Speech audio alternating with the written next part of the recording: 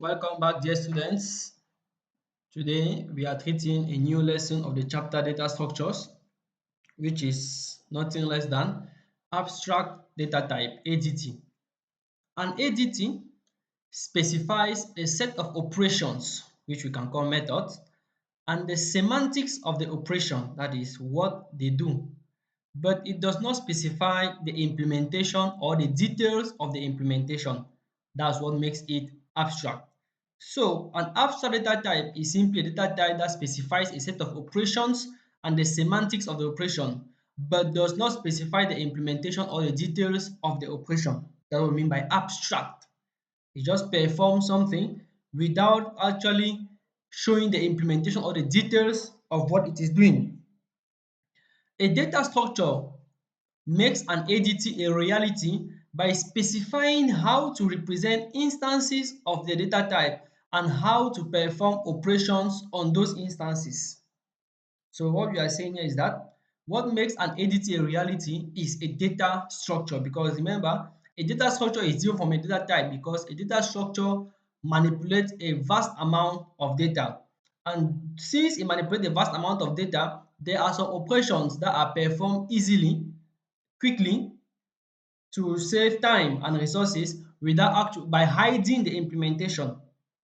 Now, an ADT consists of two parts: declaration of data and declaration of operations.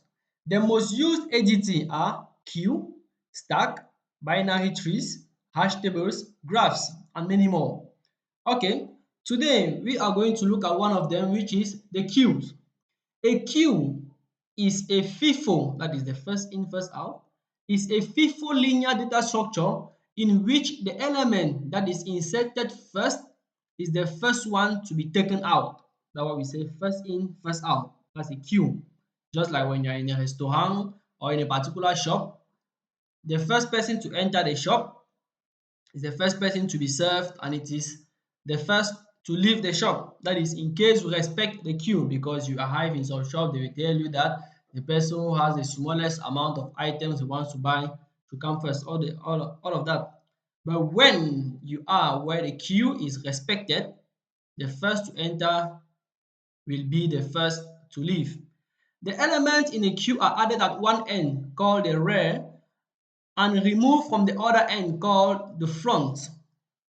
This is a diagram that shows a queue. So it's like this is our rear where data is added, and the operation is known as enqueue. That's how it is being added.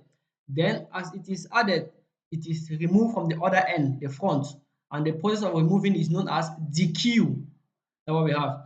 Another student could still have his front here and his rear here. It's just that you need to understand that a queue works with FIFO. That is, the items are added on one end and they are removed on the other end. Now, note, a priority queue, for those of you who came across operating systems already, a priority queue is one where each element in the queue has a priority. When new elements are added to the queue, they are inserted ahead of those of lower priority and behind elements of equal priority. That's what we said. So when inserting element in a priority queue, we compare the priority. If I have a priority greater than yours, then I will be inserted ahead of you. But if I found an element having a priority lower or equal to higher or equal to mine, then I will be behind that particular element. That's a priority queue. Queue operations. For every abstract data type, there's some set of operations that you need to know that are performed. For a queue, we have the enqueue. It takes as input data and it is used to add an element to a queue. We have dequeue, which returns an element from the front of the queue. So you see that enqueue is a procedure, whereas dequeue is a function. Is empty, you see that we have an underscore. Another person could still remove the underscore and just use E capital letter, that is empty, no space, but the E is capitalized for a better way of representing. It checks whether the queue is empty and returns true if it is empty. And as you can deduce, if it is not empty, it will return false. Is full checks whether the queue is at maximum capacity. That is, if the size of the queue is constrained, that is, it checks if it's at maximum capacity if you have constrained the size of the queue to a certain maximum capacity. And then it returns true if the queue is full, and it returns false if the queue is not full. We have the size, it simply returns the number of items present in the queue. We have front, returns the element at the front of the queue without removing it. Now, consider a queue TCH. To use any method, the notation is tch.method data, as you can see. So if I have a queue, to use a particular method, I use that particular the name of that queue with a dot, then I precise the method I'm using with some data in case I have to pass data. Or I can still use the method directly. Then inside my parentheses, I put the name of my queue first, then the data I have to pass. So these are the two ways you can use a queue with the method if it takes data. An example, you have tch.enqueue 4. So this specifies that I am adding 4 inside the queue tch. And if you don't want to use the notation, you can simply say enqueue in bracket. You put the name of the queue, then comma, you put the data that has to be passed. Example, consider the queue list of size 7 with content, as you can see. Give the return value and content of queue list after the operations. These are the operations we have. So after each of them, what will be the value that will be returned and what will be the content of the queue? For the first one, this is what we have because this is our queue 4, 8, 9, 7, 10, 6. So you see that this is my front, this is my rear, as you can see. So now is empty. We know that is empty checks whether a queue is empty and returns true if it is empty. Is this queue empty? No. So we return false and the queue remains the same because there is no modification that has been done on it. For the B part, QList.DQ. Now, dear students, are we going to remove 4 or we are going to remove 6? That's what we have. So, QList.DQ, this is what will happen. 6 will be removed because this is the front and elements are being removed from the front. And you see that as elements are removed, the queue shifts. So our return value is 6 and this will be the content of the queue because that 6 has disappeared and all this is shifted. That is what we have. For the C part, the size, the queue remains the same. But what do we return? We return 6 since we have 1, 2, 3, 4. No, it's supposed to be 5. C returns 5 because we have 5 elements in the queue. 1, 2, 3, 4, 5. So 5 is the value we are returning. And here we are returning 6 because the queue removed 6. That's why it's the return value. If you use DQ here again, it is 10 that will be returned because DQ returns the value we are removing, whereas size returns the number of items we have. The D part, NQ 5, this is where 5 is added because 5 is added from the other end where elements are removed. So this is where 5 is going to be added and there is no return value. For the E part, is full. It checks whether the queue is full. Is it full? No. So the return value is false. For F, front, the value at the front is 10 and we are not removing. So you see the difference between this and the B. DQ returns the element at the front and it removes it, whereas front just returns the value at the front but does not remove it. So this is an example that exactly show you how these different methods functions on a queue. I hope everything is okay. In case you still have some problems, drop a comment in the comment section. Let us proceed. Array implementation of a queue. Since a queue usually holds a bunch of items with the same type, we could implement a queue with an array because it holds a bunch of items. One of the things we will need to keep track of is the number of elements in the queue. As stated earlier, every queue has front and rear variables that point to the position of where deletion and insertion can be done respectively, as you can see. So this position shows where data has to be added, and this position shows the data that has to be deleted. So that's what we say. Now, this is an initial queue, so that this is now the reverse. I did the reverse because when we are implementing an array using a queue, we usually take the first index in position in the first index to be our front, where deletion will take place, and the last index to be our rear, where insertion takes place. So don't think that this and this are different. So that I've just done my list. As I told you before, the rear and the front just need to be in at both ends of the queue. So now this is what we have. This is an initial queue. You are seeing the index. Front always take the first index, and rear takes the last index, the last occupied index. Now, the queue after an enqueue operation has been done. Enqueue, it means that we are adding, and where do we add? In the rear. So rear moves now to position 6, as you can see. So when an enqueue operation takes place, the value of rear increases by 1 first of all. Then we insert that value at that position, as you can see. Now, if a dequeue is to take place, I will remove this 12, as you can see. 12 has been removed, and all these values shifted, as you can see. So front do not shake. That is what we have, because this will be used when we shall be writing the algorithms for the array implementation of a queue. I hope you are okay. You are seeing how rear is changing from an enqueue and from a dequeue. Algorithms for queue methods, array implementation. For the different method, we will consider the following global variables and their initial values. When we say global variable, it means that what they can be used by any of the subroutines you are going to have. So max size hashtag in such a way that any user can use his own number. Queue from 0 to max size. Then font takes position 0, as you can see. Font takes the first index. Then rear takes -1. Why does rear takes -1? To specify that our queue is empty. Now note, indexing starts from 0, so the possible indices are from 0 to hashtag -1. So in case hashtag is 5, it will be from 0 to 4. Rear is initialized to -1 so as to track the state of the queue empty. So if we have a condition that gives true for rear being equals to -1, it means that our queue is empty. Let us proceed. It's full. How do we know that a stack is full?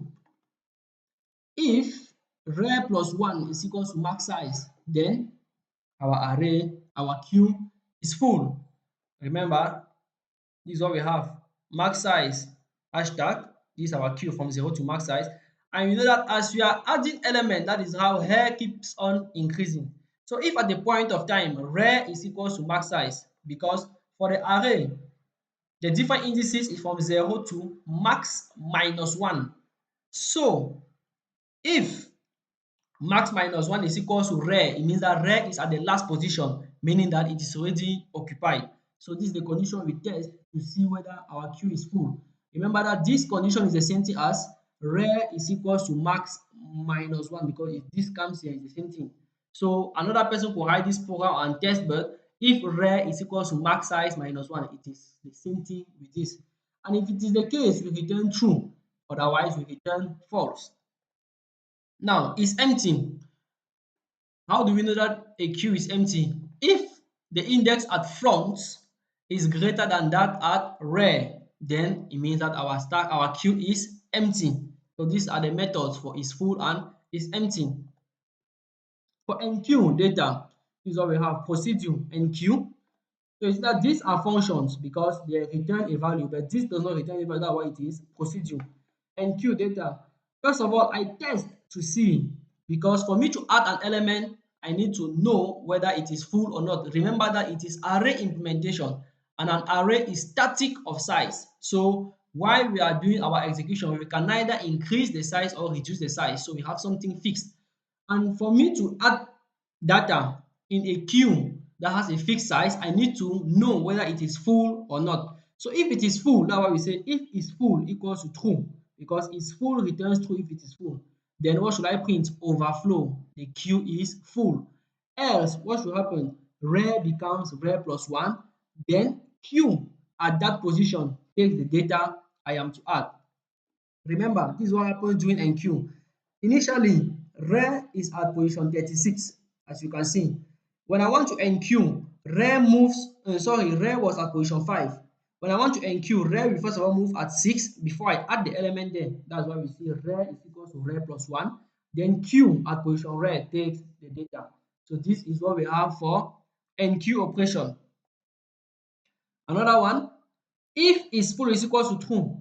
Another student could simply say if is full because it returns a boolean and it is somehow a tautology when you compare boolean function in a condition.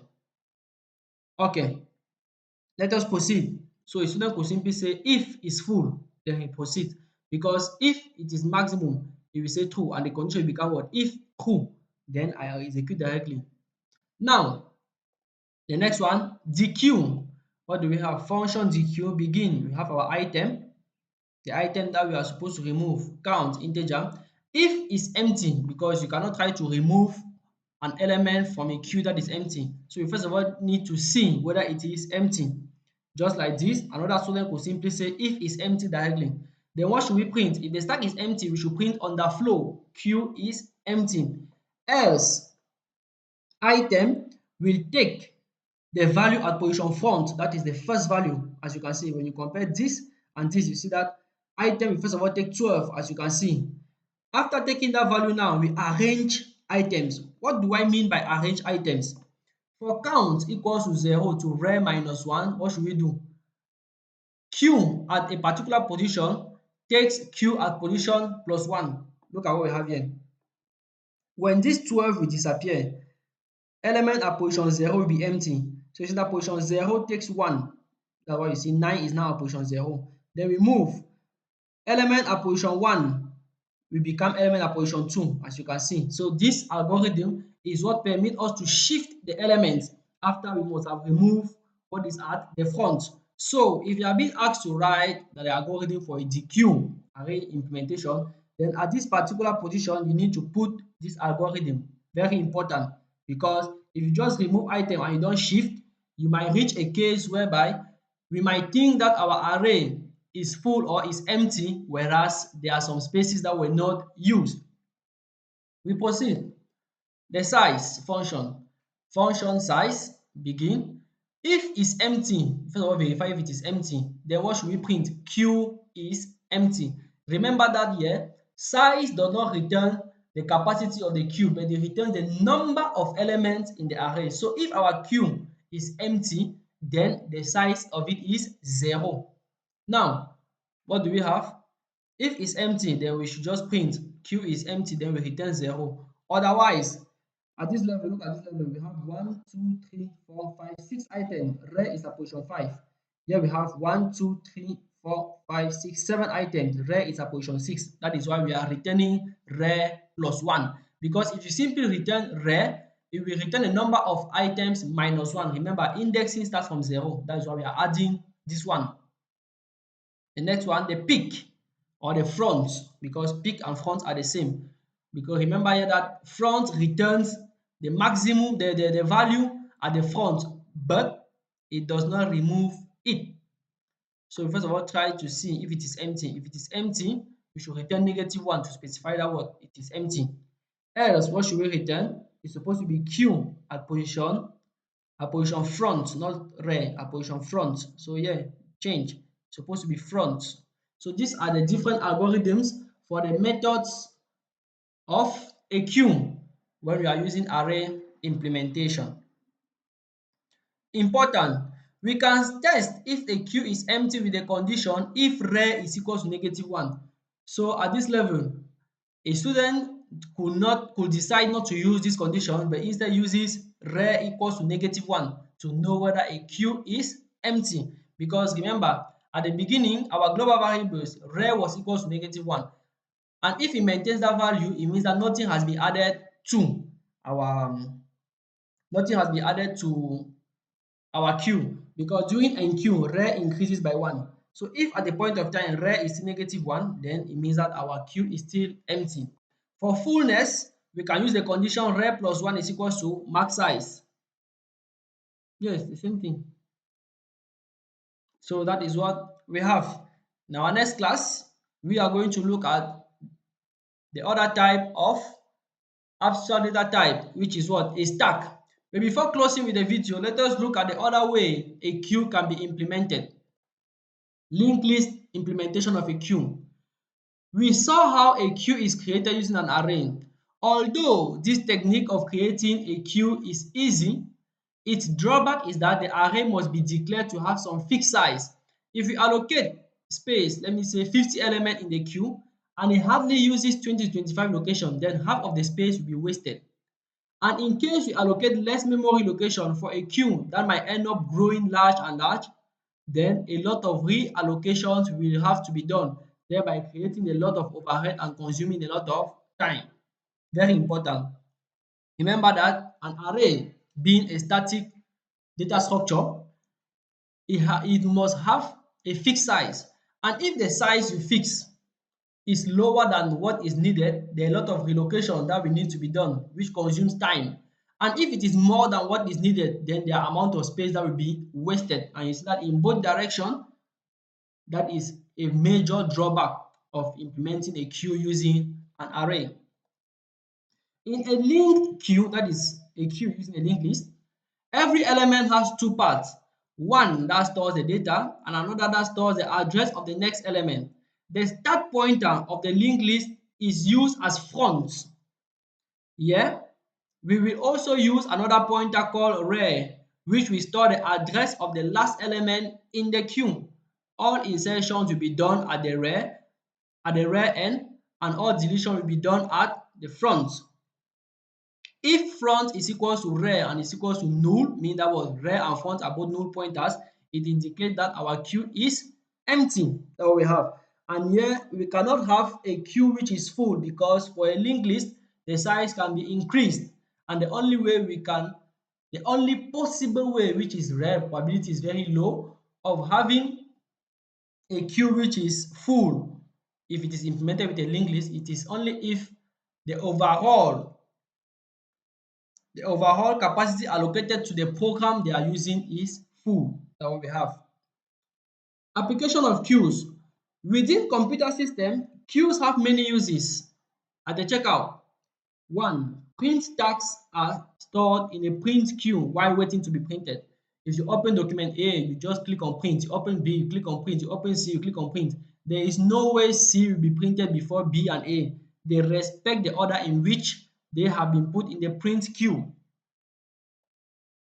When a set of tasks are waited to be executed, a priority queue will be used to ensure that they are executed in the appropriate order. When we shall be doing operating system, we are going to look at these scheduling algorithms, and we shall see that there is one which is called priority scheduling, whereby a task or processes are being executed based on their priority number. Queues are used to transfer data asynchronously between two processes, that is input-output buffers like pipes, sockets, file input-output. That's what we have. And when we talk of transfer data asynchronously, it means that the way the data left from the receiver's end, it is the first data element to leave the receiver's end will be the first to arrive the sender's end. That is what we are saying. Queues are used as buffers on MP3 players and portable CD players, iPod and playlist. That is what we have. So we are coming to the end of the video. Do not forget to like, to subscribe, and to share. And why not drop in a comment? Remember, at the end of every chapter, there is a link for an online preparation, and we are solving a lot of past questions. And dear students, in this particular chapter, there are a lot of GC and regional mock questions which have been treated throughout the lesson. So I would like you to subscribe to this channel in order to get latest news concerning further videos that will be uploaded in order to learn more. Thank you very much, and see you in the next lesson.